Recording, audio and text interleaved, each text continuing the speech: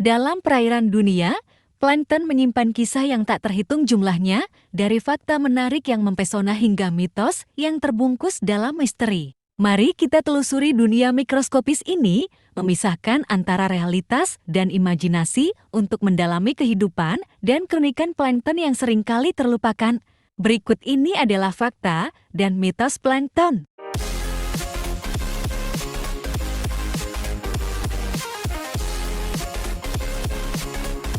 Nomor 1.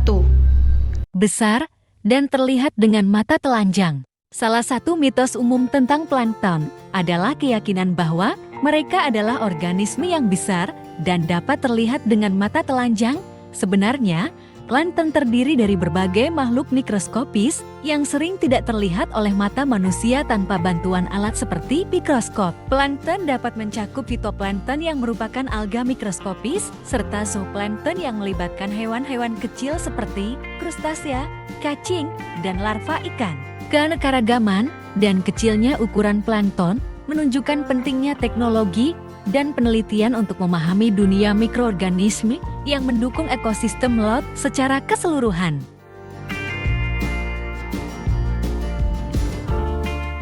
Nomor 2. Tidak penting dalam ekosistem. Ada mitos menganggap plankton tidak memiliki peran penting dalam ekosistem laut. Sebaliknya, plankton memiliki peran yang sangat signifikan dalam menjaga keseimbangan dan kelangsungan hidup kehidupan laut. Fitoplankton, salah satu jenis plankton, adalah produsen utama dalam rantai makanan laut. Mereka melakukan fotosintesis dan menyediakan makanan bagi hewan laut yang lebih tinggi, termasuk ikan dan mamalia laut. Zooplankton, yang terdiri dari hewan-hewan mikroskopis, menjadi konsumen utama fitoplankton. Mereka menyediakan sumber makanan bagi ikan dan berbagai spesies laut lainnya. Fitoplankton juga berperan sebagai pengikat karbon di laut. Mereka menyerap karbon dioksida dari atmosfer dan memindahkannya ke dasar rantai makanan laut. Kesehatan populasi plankton secara langsung memengaruhi kelimpahan ikan dan sumber daya perikanan. Peran plankton dalam mendukung kehidupan laut sangat vital bagi industri perikanan dan mata pencaharian manusia. Dengan demikian, pandangan bahwa plankton tidak penting dalam ekosistem sangat tidak akurat. Sebaliknya, keberadaan dan peran plankton menciptakan fondasi yang kokoh untuk kehidupan laut dan mendukung keseimbangan global ekosistem laut.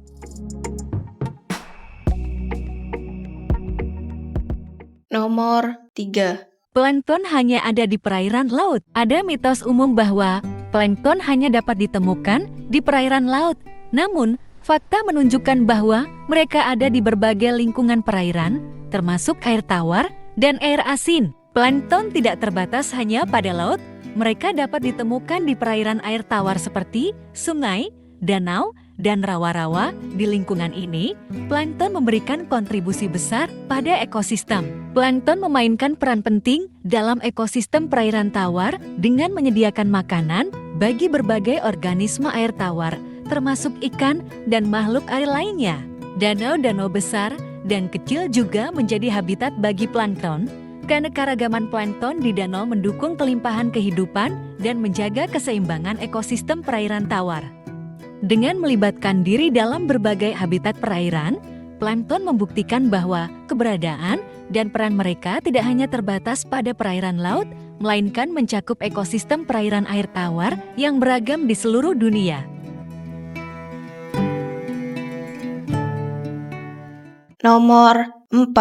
Semua jenis zooplankton berbahaya. Salah satu mitos yang perlu diluruskan adalah anggapan bahwa semua jenis zooplankton adalah berbahaya.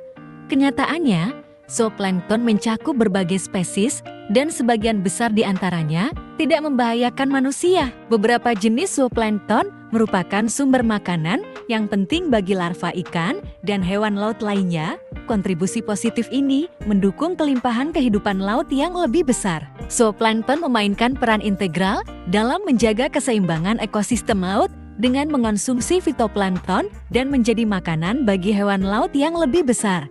Mereka tidak dirancang untuk menjadi ancaman bagi manusia. Menganggap semua zooplankton berbahaya dapat menciptakan persepsi yang merugikan terhadap organisme ini, Sementara, sebagian besar spesiesnya memiliki dampak positif pada ekosistem dan tidak membahayakan manusia. Jadi, mitos bahwa semua jenis zooplankton berbahaya tidak sesuai dengan fakta ilmiah. Sebagian besar zooplankton adalah bagian integral dari ekosistem laut dan tidak memiliki dampak negatif pada manusia.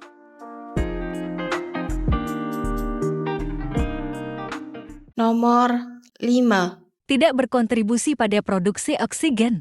Konsep bahwa plankton tidak berkontribusi pada produksi oksigen adalah suatu kesalahan. Sebenarnya, plankton, khususnya fitoplankton, memiliki peran penting dalam menghasilkan oksigen di lingkungan perairan. Fitoplankton adalah jenis plankton yang melakukan fotosintesis, proses di mana mereka menggunakan energi matahari untuk mengubah karbon dioksida menjadi oksigen. Ini membuat fitoplankton menjadi produsen utama oksigen di ekosistem perairan. Meskipun ukurannya sangat kecil, keberlimpahan fitoplankton membuat kontribusinya terhadap produksi oksigen di laut sangat signifikan. Diperkirakan sekitar setengah dari oksigen di atmosfer berasal dari hasil fotosintesis plankton. Oksigen yang dihasilkan oleh plankton menjadi bagian integral dalam siklus oksigen global. Organisme laut yang lain, termasuk hewan-hewan besar, bergantung pada oksigen yang dihasilkan oleh plankton untuk kelangsungan hidup mereka. Mengakui kontribusi plankton, terutama fitoplankton, pada produksi oksigen adalah langkah penting dalam memahami peran penting mereka dalam mendukung kehidupan di bumi.